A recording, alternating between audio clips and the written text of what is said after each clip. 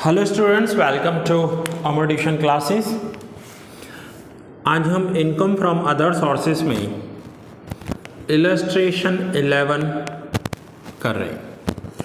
अब जैसे कि आपको पता है कि ये इलस्ट्रेशन है, सॉल्व है, इसलिए मैं सॉल्यूशन में से ही आपको एक्सप्लेन करता जाऊंगा। आपके पास बुक होगी, बुक में ये क्वेश्चन अवेलेबल होगा, बुक निकालिए और क्वेश्चन में देखते जाइए। चलिए सो देखते हैं क्वेश्चन में क्या क्या दिया हुआ है।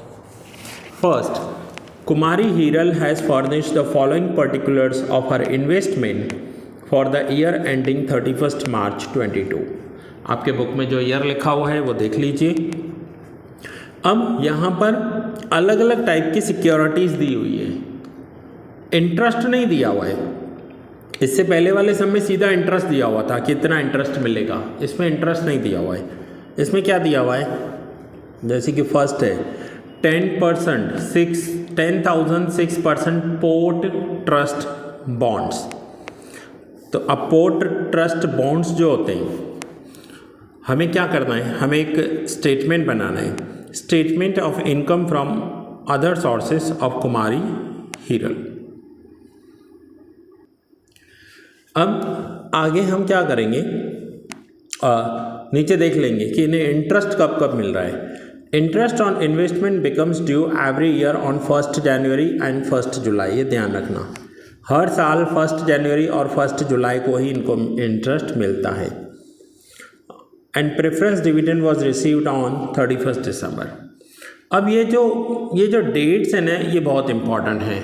ये डेट्स बहुत इंपॉर्टेंट कैसे हैं, ध्यान से समझना। अब ये ईयर एंडिंग दिया हुआ है, मैं इस नोटबुक पे समझा रहा हूँ। ईयर एंडिंग दिया हुआ है 31 मार्च 22। तो ये ईयर स्टार्ट हुआ होगा 1 अप्रैल 21 से लेकर 31 मार्च 22 तक। ठीक है, ये ईयर होगा, ये नोट डाउन कर लो आप अपनी नोटबुक में। अब नीचे दिया हुआ है on 1 June she sold her port trust bonds for 15,000। अब इंटरेस्ट डेट्स कौन सी हैं, इंटरेस्ट डेट्स, इंटरेस्ट कौन कौन सी डेट्स पर मिल रहा है, तो वो नीचे दी हुई थी। एक है 1 जनवरी 1 जैन और दूसरा है 1 जुलाई। अब ध्यान से समझना, अप्रैल से ईयर स्टार्ट हो रहा है, यानी 1 जुलाई को इंटरेस्ट मिलने वाला है।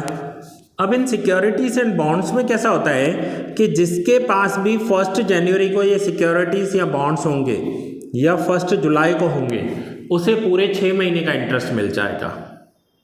जैसे एग्जांपल लेते हैं कि आज 1 जुलाई है, मैंने ये सिक्योरिटीज़ या बॉन्ड्स 2 दिन पहले ही बेच दिए। अब 1 जुलाई का 2 दिन पहले जाएंगे तो 28 जून होगा।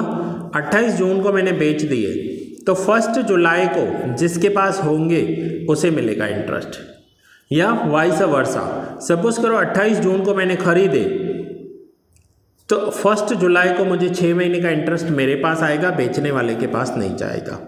तो बॉन्ड्स एंड सिक्योरिटीज़ ऐसे होते हैं। तो यहाँ पर इसने ये वाले बॉन्ड्स तो बेच दिए हैं, तो इसका कोई इंटरेस्ट इससे मिलने वाला नहीं है। फिर नीचे कुछ परचेज भी किए हैं, and purchase 45,000 12% tax free debentures of Rajmoti limited for 42,000 by cash. अब कितने में खरीदे वो नहीं देखेंगे, कितने के खरीदे वो देखेंगे। 45,000 के डिबेंचर्स खरीदे हैं, कब खरीदे, 1 जुलाई। तो ये देखिए, डिबेंचर्स ऑफ राजमोती लिमिटेड 45,000 का 12% और टैक्स फ्री लिखा हुआ है, इसलिए 100/90 कर दिया। ठीक है, इसलिए 100/90 कर दिया, क्योंकि ये 10% TDS लिया हुआ है। TDS जितना हो उतना डिवाइड में से माइनस कर देते हैं, तो ये आंसर आ जाएगा 6,000। 45,000 के डिबेंचर्स खरीदे, 12% ईयरली इंटरेस्ट है और 10% TDS है, तो ये आंसर आ जाएगा 6,000। On 1 August she sold 10% government loan at par.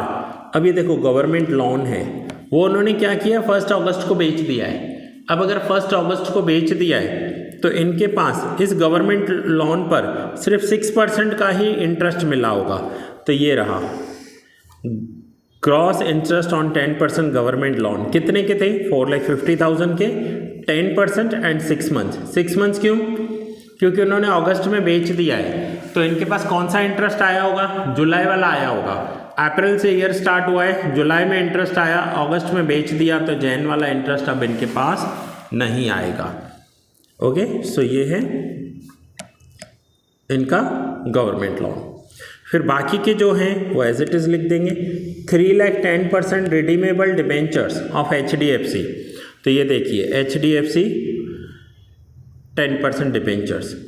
अब TDS दिया हुआ है, TDS एट 10% ब्रैकेट में लिस्टेड दिया हुआ है। अब जब भी ऐसे लिस्टेड वर्ड यूज़ किया गया हो, आप सिंपली इसका 10% कर दो। सिर्फ 3 लाख का 10% 30,000, ठीक है, उसका TDS कैलकुलेट मत करना।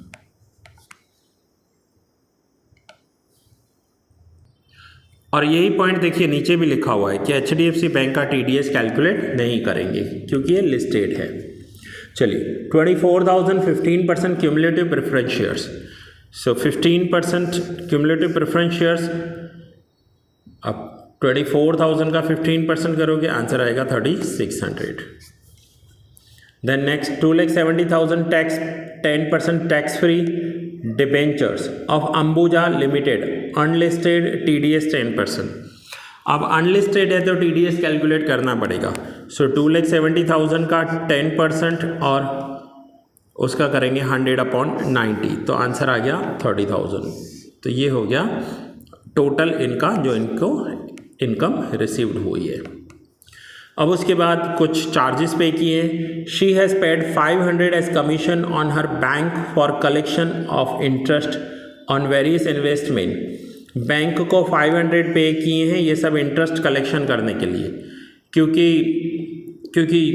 ये इंटरेस्ट जो है सब ऑनलाइन कलेक्ट होता है, तो कोई भी इनकम जनरेट करने के लिए आप कोई एक्सपेंस कर रहे हो तो वो डिडक्शन में मिलता है, तो वो 500 नीचे से डिडक्ट कर देंगे। तो ये 500 नीचे से डिडक्ट किया हुआ है। एंड देन आगे दिया हुआ है and she has also paid bank commission of 1056 for selling and buying securities. Buy और सेल के लिए जो कमीशन पे किया जाता है वो यहाँ पर नहीं आता, वो कैपिटल गेन चैप्टर में आता है। ठीक है स्टूडेंट्स, क्योंकि वहाँ पर कैपिटल गेन एप्लीकेबल होता है। तो ये हो गया total taxable income from other sources. आपको एग्जाम में अलग अलग इनकम दी हुई होगी, आपको जस्ट उसका टोटल करना है। इसमें इससे पहले वाले सम में जिसमें मैंने आपको क्वेश्चन फर्स्ट A करवाया था, उसमें क्या था, तो उसमें सीधा इंटरेस्ट दिया हुआ था। इस वाले में सीधा इंटरेस्ट दिया हुआ था, वो भी मैंने आपको सम करवाया। इससे पहले वाला लेक्चर ज़रूर देखना। और ये यहाँ पर हमें सिक्योरिटीज़ दी हुई है और इंटरेस्ट हमने काउंट किया है। सो स्टूडेंट्स, होपफुली आपको ये समझ में आया होगा। ये लेक्चर मैं यहीं पूरा कर रहा हूँ। सम्स में इंटरेस्ट कैलकुलेट करना है, इनकम फ्रॉम अदर सोर्सेज में इससे ज़्यादा और कुछ है नहीं। जितनी भी इनकम्स हो रही हैं उनका टोटल करना है। ठीक है, चलिए। सो लेक्चर कंप्लीट कर रहा हूँ। लेक्चर अच्छा लगे तो फ्रेंड्स के साथ शेयर कर देना।